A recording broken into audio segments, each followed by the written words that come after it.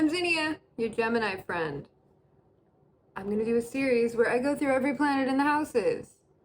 Starting with the first house in this video, I'm going to go through what it's like to have every planet in each house, the pros and the challenges. So, I'm just going to get started. The first house it's your ascendant. The sign that you have on the cusp of your first house is going to be your ascendant ruling your first house, and that will be through that sign the way that you express that area of life. But the planets that we have in these houses, and it's perfectly fine if you don't have anything in that house, okay? Your planets are in the houses that they are in for a reason specifically. And an empty house does not mean that you're not, like, that area isn't significant to you. It just means that you don't have a specific part of your life that is acting itself out through that area. You still have the sign on the cusp of it, and it'll still be significant to you in some way, because we all do have every energy in our chart and every house that we have expressed through whatever energy is on the cusp. So the first house, what it is for you, it really is the way that you go about life, the way that you present yourself. And if you think of the sign that you have on the cusp of your first house, your rising sign, as like a glass over your entire worldview, like rose-colored glasses, just think that it's whatever colored glasses of whatever your rising sign is. It's essentially the way that you see the world, like the way that you, for example, starting with Aries rising as the first sign, and Aries rising has that Aries overarching view of the world that is something to kind of go towards, conquer, that it's kind of a competitive world, okay? Taurus on the ascendant is a totally different worldview from that. It's like Taurus is all across your mental worldview, so you are seeing the world more in that it is like a place to experience material things, somewhere that you can have a more work hard, play hard. That would be Taurus. But I'm not doing ascendant signs in this video. I'm doing planets through the houses. That's just an example of what the first house is. So when you have a planet there, that means that this specific planet is helping you act out your general approach to the world. And it actually leads you, it's like the path that you want to take. Along with your ascendant, the planets there are going to be what help you, like what you want to embody in order to reach the goal of being whatever your sun sign is. Like, I went over this in a previous video that's very short, just a little thing about how your ascendant and planets in the first house help towards your sun sign goal. So I don't want to repeat myself with that, but I'm just going to start with the sun. So if you have the sun in the first house, it's a very strong sense of self. It's like a big, strong need to actually express yourself and who you are, like proudly, like what you have to offer, just in general, like as your way of going about life. Like your approach is bright, sun, it's attention grabbing. You might find yourself getting a lot of attention wherever you go. There's also, it's a very creative planet to have in the first house that is good for like someone who is very outwardly creative, or definitely wants to make something of that for themselves, like be seen as somebody who expresses themselves creatively. Or, I mean, I think like artists, actors, people who are very good in the spotlight, or people who are very good at displaying what they have to offer or what they have produced. There's also a strong tendency towards individuality and really wanting to be like a self-starter, very focused on being an individual, like who you are in the world is just a huge thing. Some challenges that might come with this are potential like ego inflation or people seeing you as such, because you might like shine so brightly that people are kind of set off by that, people who are unable to express themselves in the way that you can. However, if you have a combination of other planets, this can really cause a lot of tension if you have some more restrictive or like planets with a tendency to hide away more. If you have that along with your sun in the first house, that can be rough. That can be like, I want to show who I am, but I can't. You know, it's a combination of everything that you have. Moving on to the moon. The moon in the first house is like, it's very emotionally expressive, with, you know, your ascendant, other planets and aspects depending, but it's like going about life in a very intuitive way. It's like the way that you operate is very, very based on instincts, feelings, how you sense your general area around you to be. You can probably pick up on the emotions of others. It's very empathic. There's also a very like nurturing quality to it, like the the mom friend, stuff like that.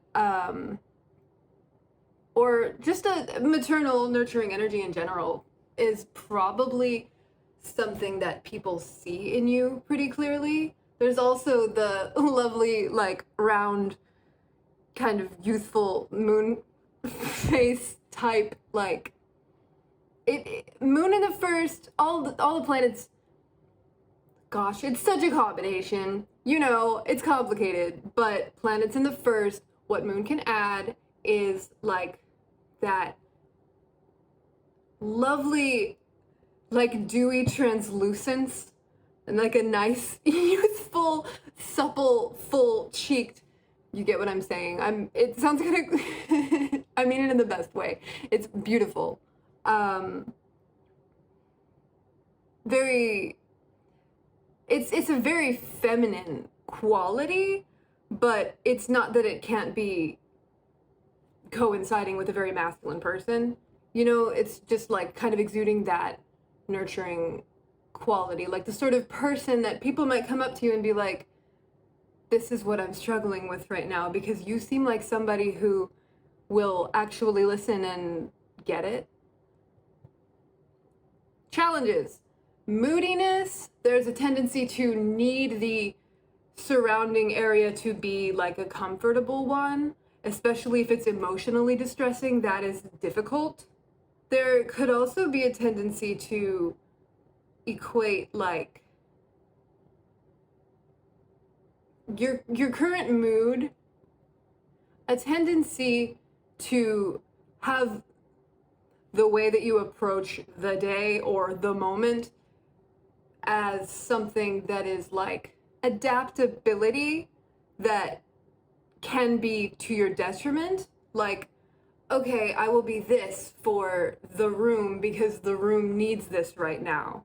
And since it's your first house, that becomes you, just temporarily. So it's like moody, temporary changes based on emotions or like deeply felt feelings or intuitive just insights.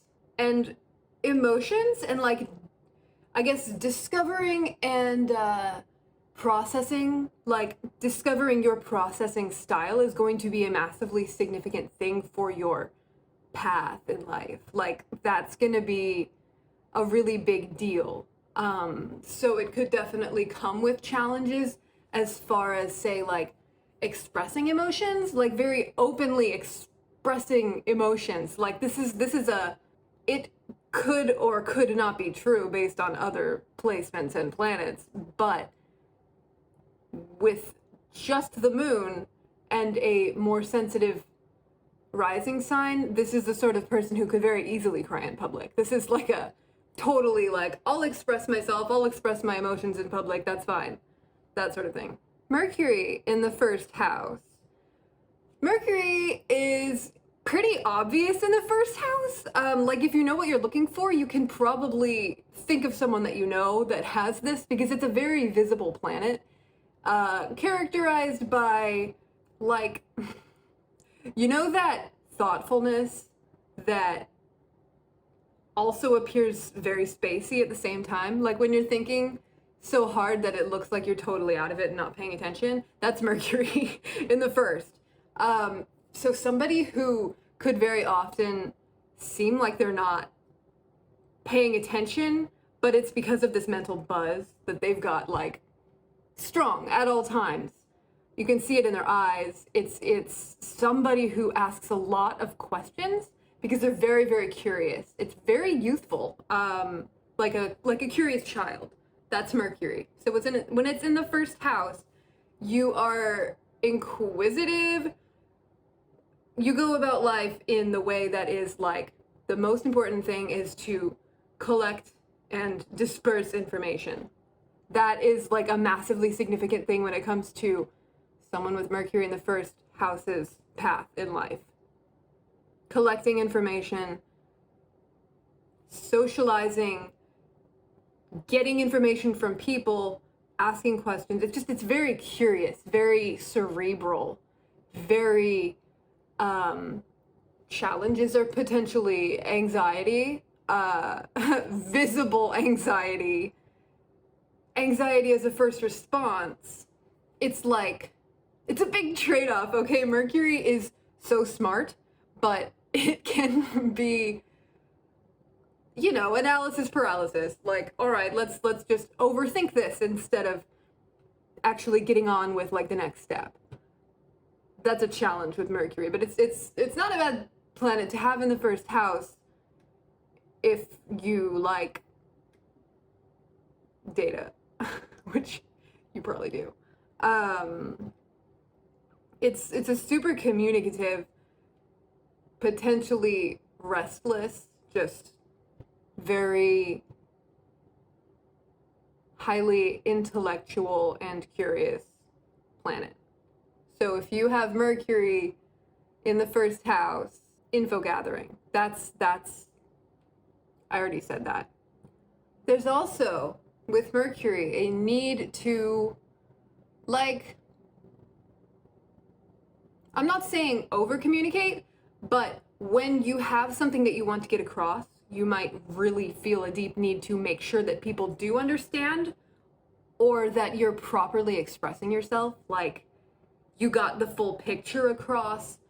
There could be some stress over feeling like you might have not been received properly, and, like, you know, late night hoping that you did and thinking about what you, that's just a very Mercury thing. And when it's in the first house, it's like something that's gonna be a throughout life sort of thing.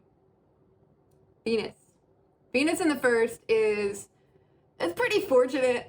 Venus in the first, it's like the way that you approach the world is harmonious, beauty oriented, lovely, charming.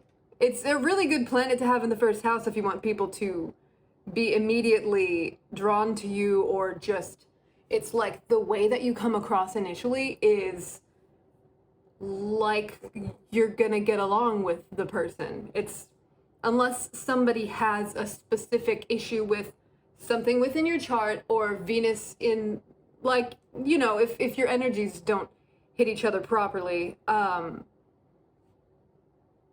but otherwise, it's like everybody who comes across you sees you as like a, oh, okay, that's nice. It's very not controversial. It's, you know, like just seeing something pleasant. Like, okay, that does that make sense? It's very social, potentially romantic. Could be like romance is kind of a way of life. Like, not just romance, but relationships in general. The people in your life are going to be very significant. Because relationships, and unless you have very non-social placements, but still the way that people are going to see you, it's more, it just adds like harmony to everything. Like, it's like, say you you're naturally, if you naturally just smelled good, people would just receive you better. Like, for example, that's a weird example, but it's not, there aren't a lot of, okay, no, there are challenges. This is an easier planet to have in the first house. Unless it's poorly aspected. Like, it could be super, super hard if you have a Venus that's got all sorts of things going on with the rest of your chart. And another challenge that could, a challenge that could arise is like over-identifying with beauty or the appearance, materialism, a need to always look good, or it's not all about physical beauty, okay? It can absolutely be about harmony, or like how you're perceived, so long as you are not perceived as somebody who is like a troublemaker, unless you have a contradictory planet in the first, like Uranus and Venus in the first is an interesting combination. I'll get to Uranus in a minute, but Venus in the first tends to get more positive feedback than other planets in the first, or it does smooth over how you are received.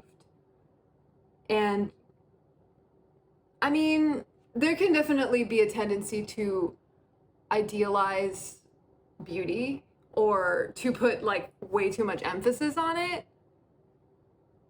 So that can lead to all sorts of things in this world, but for the most part, Venus is a nice planet to have in the first house.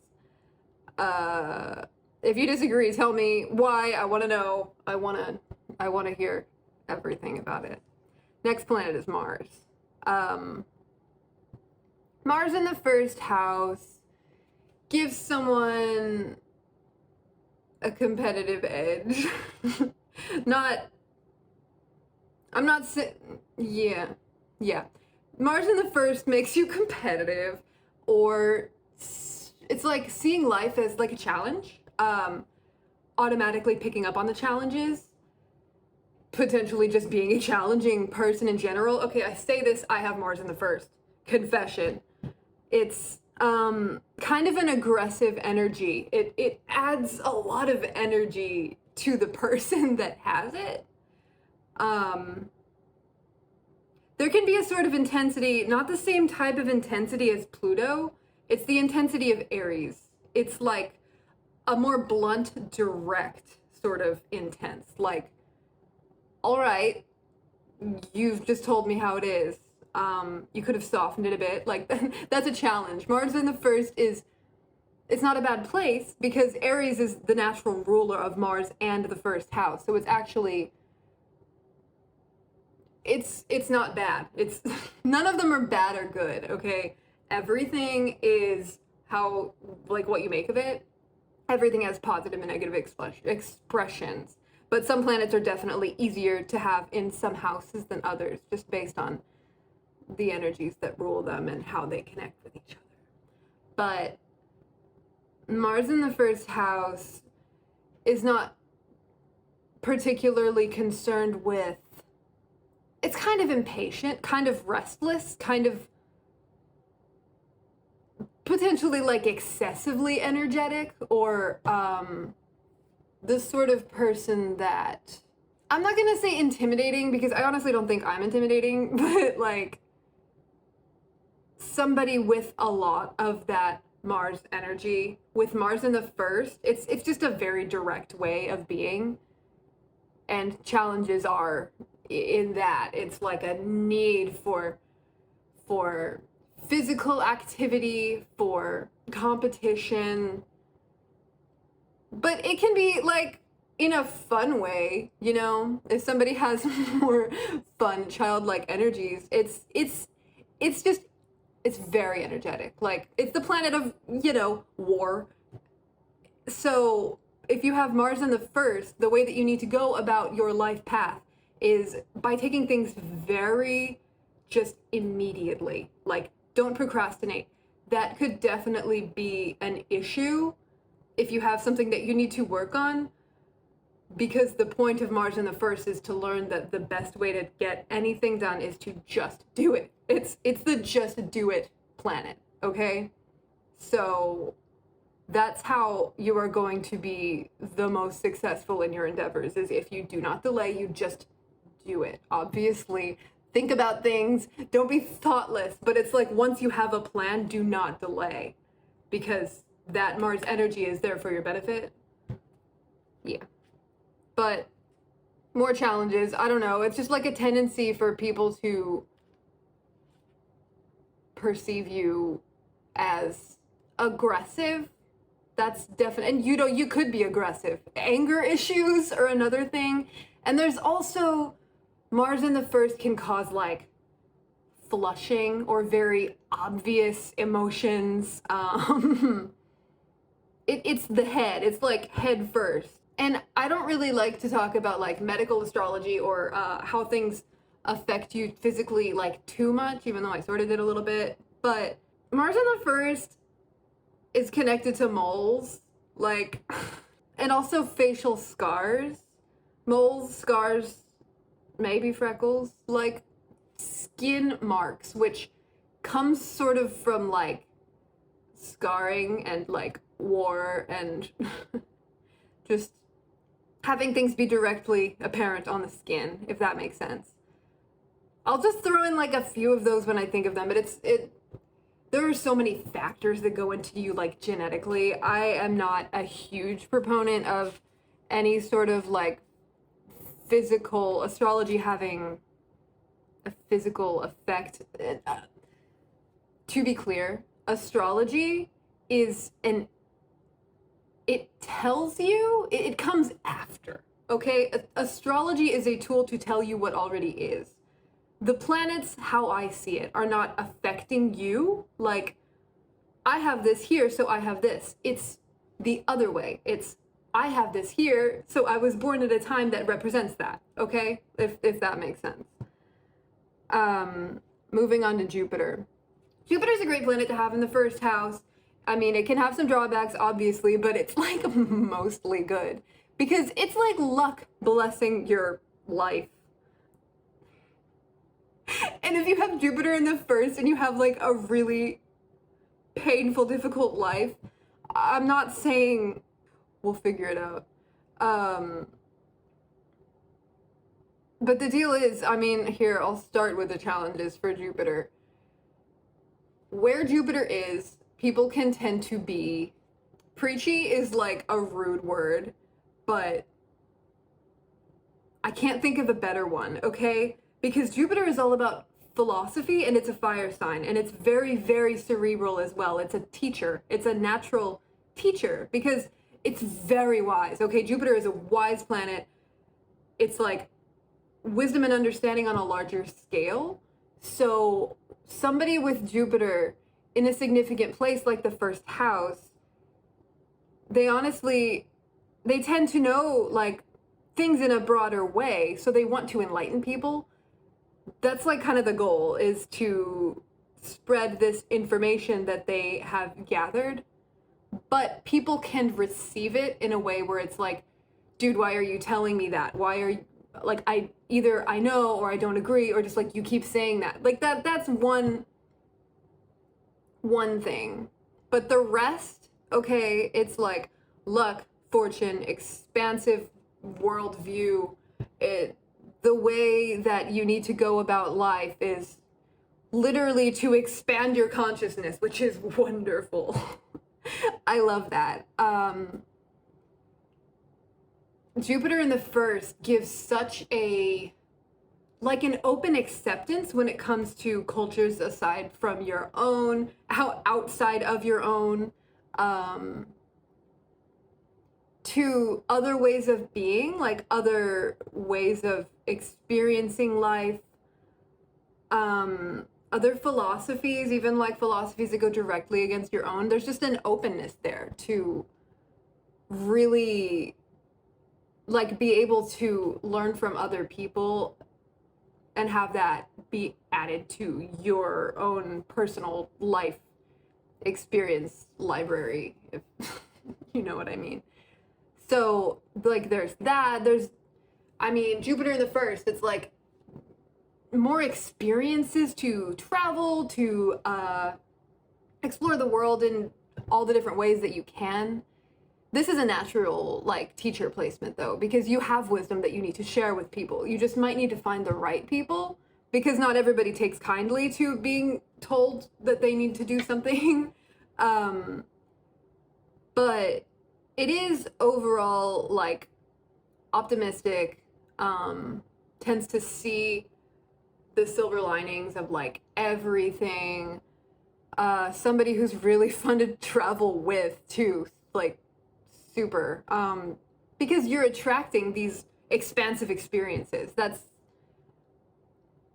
what it's like to be that way. It's like a constant fascination with just how much more you can know or receive. Like it really does tend to attract abundance, unless you have something else going on in your chart that like blocks it, you need to work on whatever that is. Like it's not just automatic abundance, but it is like a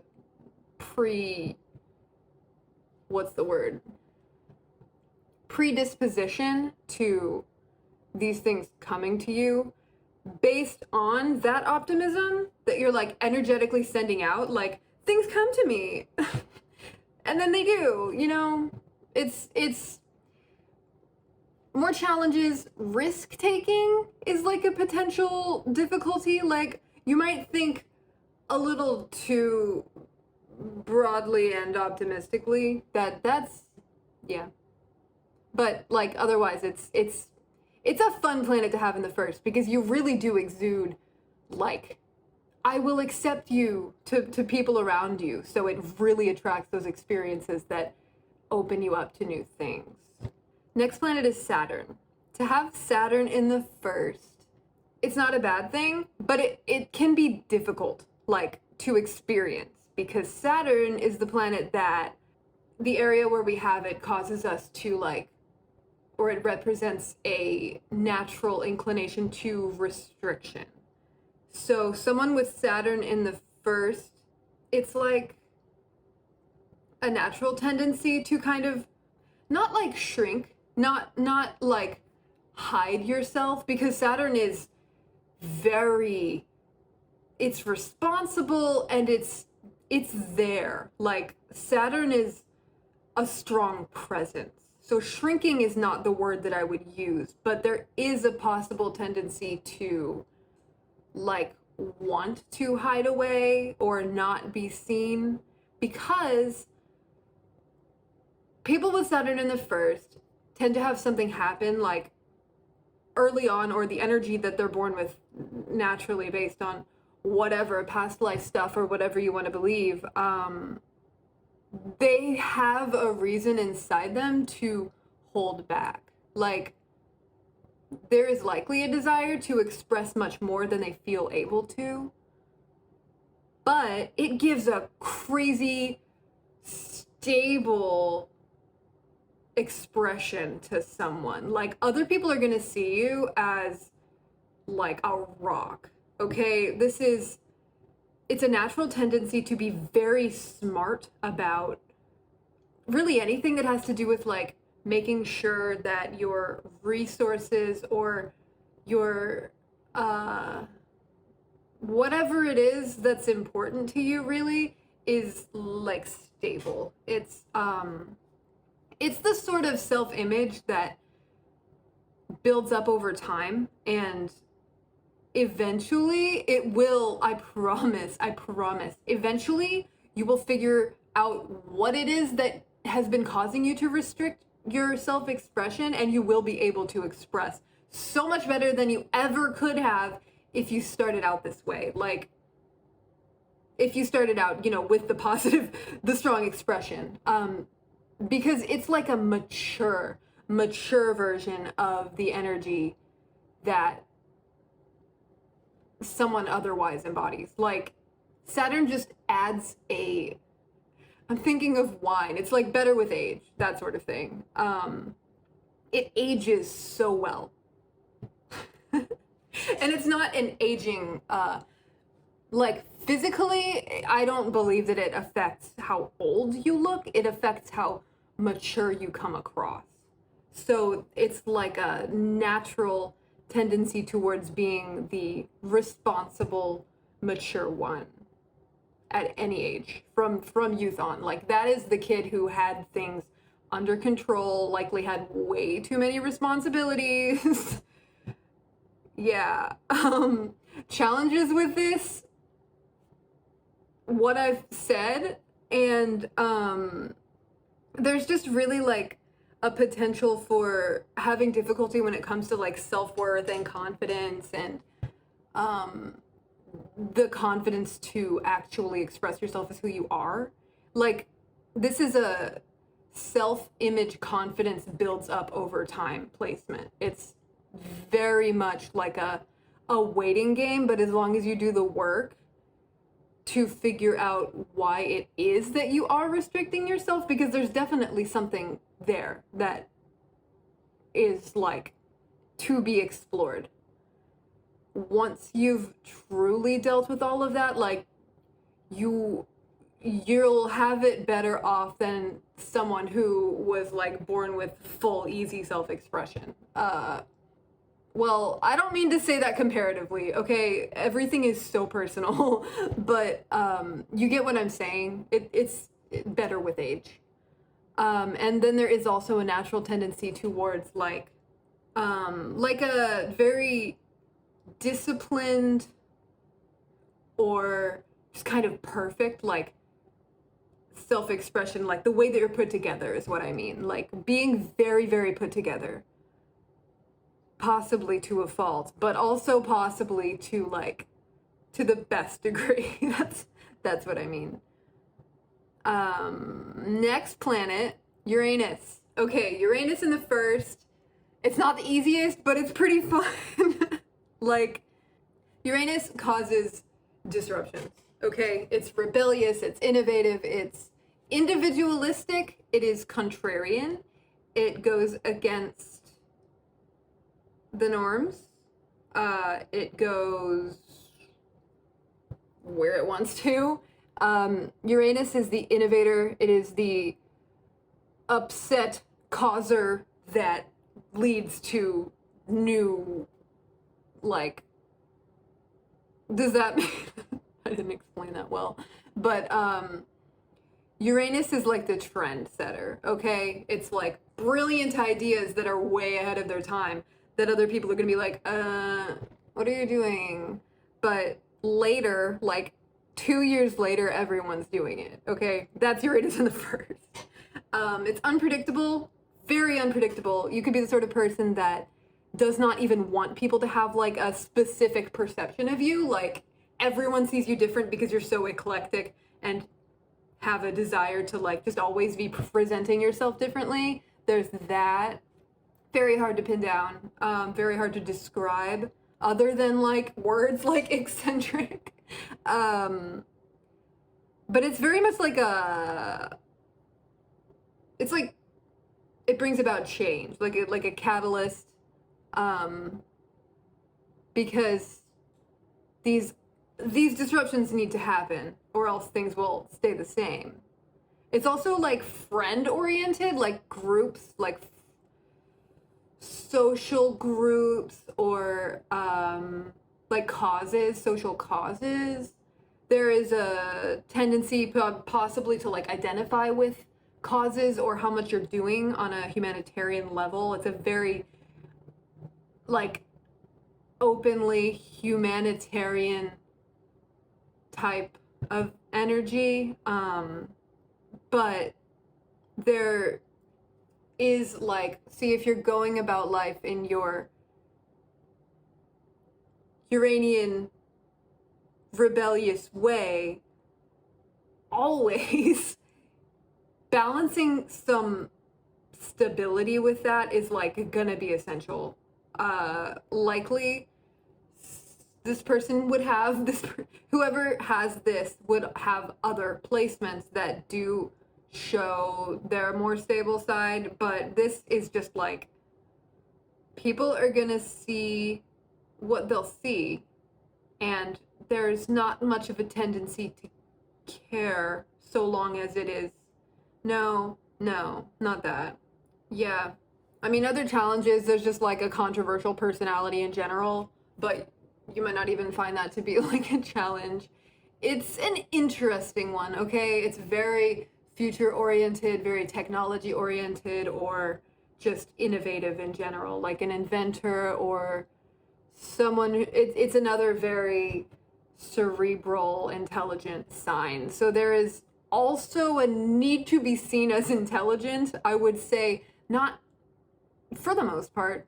A very, like, being seen as smart, not necessarily someone who people would specifically look up to for like a particular thing, but like just the very concept of being like a genius or like a some sort of intellectual bastion of intellect. I don't know how to put it. Intellectual is important to be seen in that way for Uranus in the first. Yeah. Moving on to Neptune. Neptune in the first house it's an interesting one. It really gives a kind of psychic flavor to somebody, or otherwise, if it's not like outright intuitive, more just magical thinking in general, then it's like a hard to pin down, kind of ethereal, like everyone might see you differently, in the way that it's like no one can really fully describe you because you're always changing, and also the empathy and sensitivity that comes with Neptune really causes like a blending into one's environment, or like a tendency to just melt into other people or absorb their feelings and not even be able to tell if they're yours or theirs. That is a difficulty with Neptune in the first. It's kind of like, I feel like it's pretty even with it being like easy and hard, because it definitely adds like a creativity and artisticness that is probably pretty obvious to everybody around you, but at the same time, it's like this strange vagueness that's just undescribable, okay? Like, Neptune in the first is somebody who really has a deep connection to, whether it be spirituality or some form of like religious philosophy or something. It could be anything. It doesn't have to be a religion or even a belief system. I feel like this is like a devotee of something. And you might not know what it is, but they do, and it's probably going on in their head frequently, to the point where their inner world, whatever that focus might be, I don't think I explained that very well, but it's hard to explain what I'm thinking.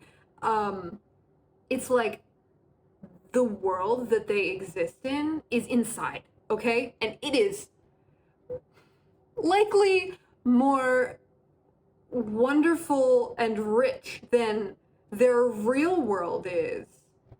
So there can definitely be a tendency to like lose oneself in like art or writing, any creative endeavor, or just thoughts. This is dreamy. This is vivid dreams. I could see Neptune in the first having like dreams be a very significant part of their life. And some like significant challenges that I think of are possibly other people, it's like not necessarily being susceptible to being deceived, but that other people might see you as someone who is susceptible to being deceived.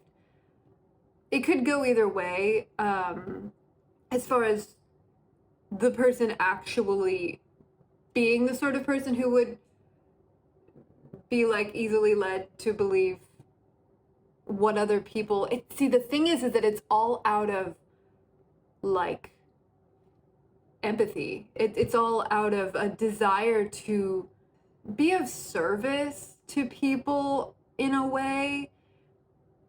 Neptune is interesting because it's like significant Neptune gives you a connection to deeper things. But the depth is, it's more up here. It's like, it's not Pluto depth, it's Neptune depth, where you're, say, instead of like water deep under the earth, it's the haze in the air. It's like picking up on things in the air that other people do not have this connection to.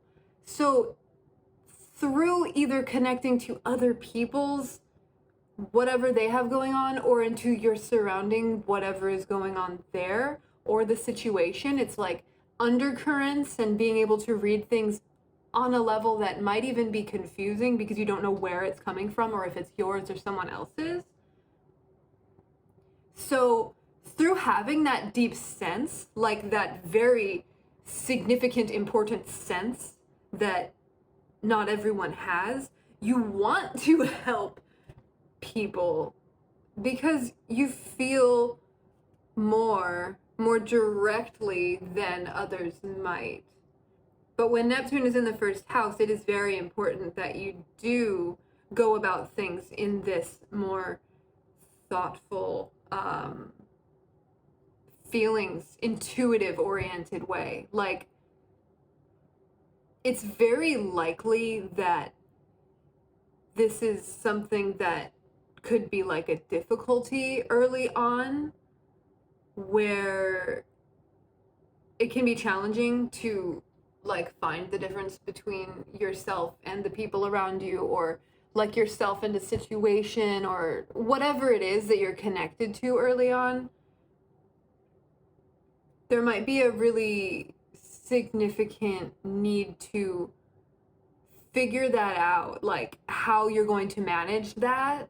Like, for example, I would say that a good way to manage having Neptune in the first, which can be difficult because there really is that tendency to pick up on the energetic, like the environment's energies. You need to find a good way to like shield yourself, like forming an energetic barrier over yourself. Meditation and like emotional sorting, figuring out what is yours and what needs to be not absorbed. That's just a thing. I've really gone on about this. I didn't plan on it, but because Neptune gets a lot of time because I had a tangent. Last planet, Pluto. Pluto is a really intense planet to have in your first house, okay?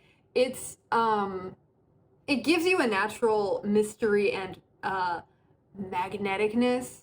People are gonna be like, all right, that person's intense. You might be intimidating. You're likely very intimidating, actually. Or people see you as someone who, I'm thinking the word cutthroat. That is not necessarily true. I don't know the rest of your placements, but if you have Pluto in the first house, that is like a no BS type placement, okay? There's like that blunt honesty that comes with Mars, but in a more truth-oriented way.